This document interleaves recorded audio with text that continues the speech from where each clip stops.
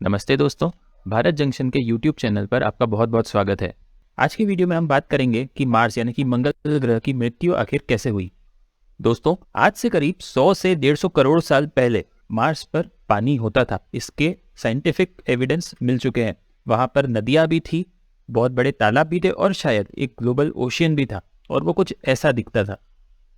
लेकिन आखिर ऐसा क्या हुआ कि अब वहां पर ना तो पानी है ना ही कोई एटमॉस्फेयर है, जानेंगे इस वीडियो में। लेकिन दोस्तों, मार्स के बारे में जानने से पहले ये जरूरी है कि हम हमारे सोलर सिस्टम के बारे में थोड़ा सा समझ लें। हमारा जो ये आज का सौर मंडल यानी कि सोलर सिस्टम है, इसकी रचना लगभग 460 करोड़ साल पहले एक बहुत बड़ा गैस का बादल फटने की वजह से हुई थी। और जो हमारी पृथ्वी है, इसका एग्जिस्टेंस, इसकी रचना लगभग 450 करोड़ साल पहले हुई थी। और धीरे धीरे इवॉल्व होते होते आज हमारे सौरमंडल में 8 प्लैनेट्स हैं और एक ड्वार्फ प्लैनेट जो कि प्लूटो है। अब इन 8 प्लैनेट्स में से जो शुरुआत के 4 प्लैनेट्स हैं यानी कि मर्क्यूरी, वीनस, अर्थ और मार्स, ये टेरेस्ट्रियल प्लैनेट्स है। यहाँ पे एक्चुअली चट्टानें मौजूद है। लेकिन जो बाद के प्लैनेट्स हैं यानी कि Jupiter, Uranus, Neptune and Saturn, इन्हें हम गैसियस प्लैनेट्स बोलते हैं।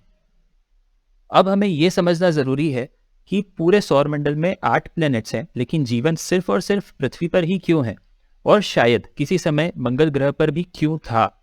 तो ऐसे कौन कौन से फैक्टर्स हैं जो जीवन को जो है यानी कि लाइफ को सपोर्ट करते हैं, आइए समझते हैं। पहला फैक्टर, उस प्लेनेट की सूरज से दूरी। यानी कि अगर कोई प्लेनेट बहुत ज्यादा करीब है सूरज के, तो वहां गर्मी इतनी ज्यादा होगी कि वहां पर लाइफ सस्टेन नहीं हो पाएगी। और अगर कोई प्लेनेट बहुत ज्यादा दूर है तो वहां पर ठंड इतनी ज्यादा होगी कि लाइफ सस्टेन नहीं हो पाएगी। तो यानी कि ना बहुत ज्यादा दूर होना चाहिए ना बहुत ज्यादा पास होना चाहिए, बिल्कुल हमारी पृथ्वी की तरह। दूसरा फैक्टर है उस प्लेनेट का एटमॉस्फेयर। देखिए, एटमॉस्फेयर यानी कि ये सिर्फ ये नहीं कि वहां पर ऑक्सीजन है या नहीं है, बट एटमॉस्फेयर के कई और सारे रोल्स भी होते हैं। हमें अल्ट्रावायलेट रेडिएशन से भी बचाता है। इसके अलावा एटमॉस्फेयर जो है एक प्रेशर एक्सर्ट करता है, जिसकी वजह से जो पानी है वो लिक्विड स्टेट में रह पाता है। इसके अलावा प्लेनेट को वार्म रखता है, टेम्परेचर हैबिटेबल रखता है। तो ये सारी ही चीजें एक प्लेनेट का एटमॉस्फेयर करता है। अब तीसरा फैक्टर है कि उस प्लेनेट पर लिक्विड फॉर्म में पानी मौजूद है या नहीं है। देखिए, लेटेस्ट डिस्कवरीज के हिसाब से हमें चंद्रमा पर भी पानी मिला है, लेकिन क्या वो लिक्विड स्टेट में है? बिल्कुल नहीं। मार्स पर भी पानी है, लेकिन वो पोल्स पर है और वो जमा हुआ है। आज भी पानी है, जी हाँ, आज भी पानी है, लेकिन वो पोल्स पर है और जमा हुआ है, लिक्विड स्टेट में नहीं है। और लाइफ को जो है थ्राइव करने के लिए, जीवन की संभावनाओं के लिए लिक्विड स्टेट में पानी का मौजूद होना बहुत जरूरी है। चौथा फैक्टर, क्या वो प्लेनेट अपनी ही एक्सिस पे टिल्टेड है?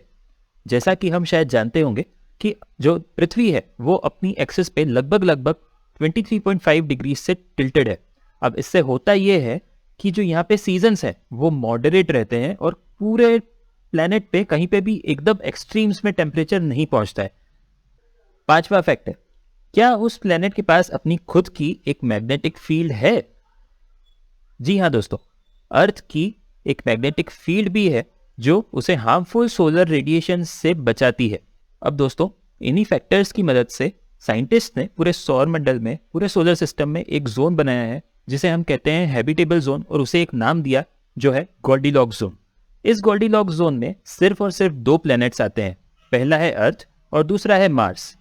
अब हम हमारे टॉपिक पर वापस आते हैं कि मार्स की आखिर मृत्यु कैसे हुई। उसका डिस्टेंस भी सही था सन से, एटमॉस्फेयर भी था, लिक्विड स्टेट में पानी भी था, मार्स भी अपनी एक्सिस पे टिल्टेड है और उसके पास खुद की मैग्नेटिक फील्ड भी थी। तो फिर ऐसा क्या हुआ कि अब मार्स पर ना एटमॉस्फेयर है, ना लिक्विड स्टेट में वाटर है और लाइफ भी नहीं है?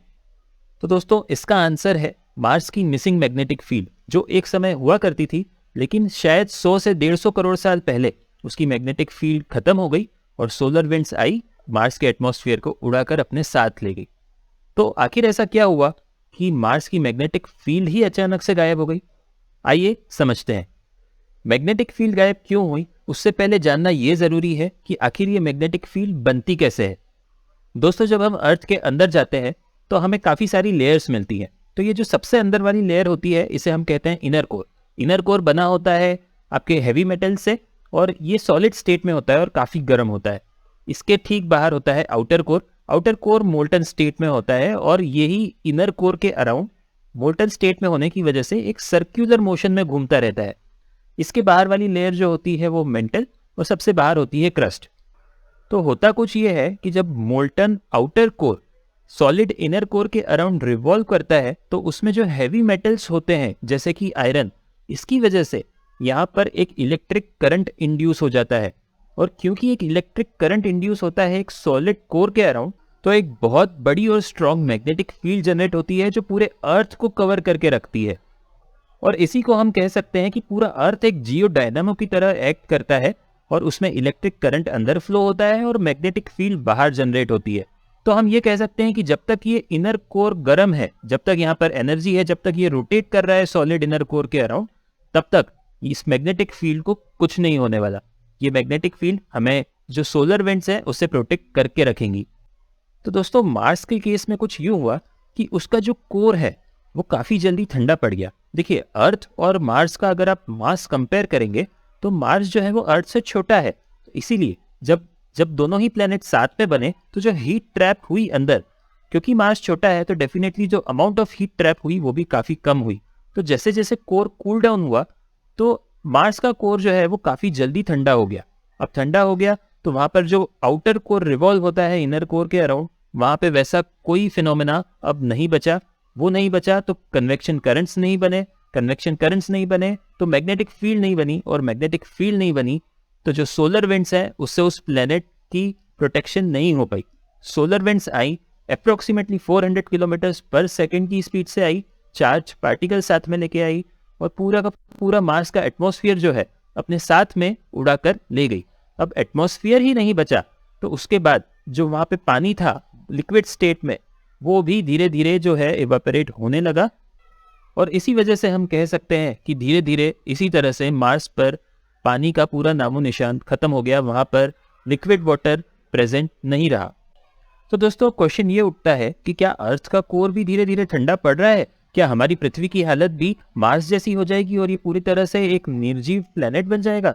तो देखिए, इसका आंसर है हाँ, अर्थ का कोर भी जो है वो धीरे धीरे ठंडा पड़ रहा है, लेकिन उसकी स्पीड इतनी स्लो है कि अभी हमें कुछ बिलियन ईयर्स तो लग ही जाएंगे मार्स के हाल तक पहुंचने में। तो अभी फिलहाल इस बारे में टेंशन करना सही नहीं होगा। तो दोस्तों, अगर आपको इस वीडियो से कुछ नया सीखने के लिए मिला है तो please press the like button and share it with your friends. अब हम मिलेंगे हमारे नेक्स्ट वीडियो में, तब तक के लिए thank you, good bye and take care.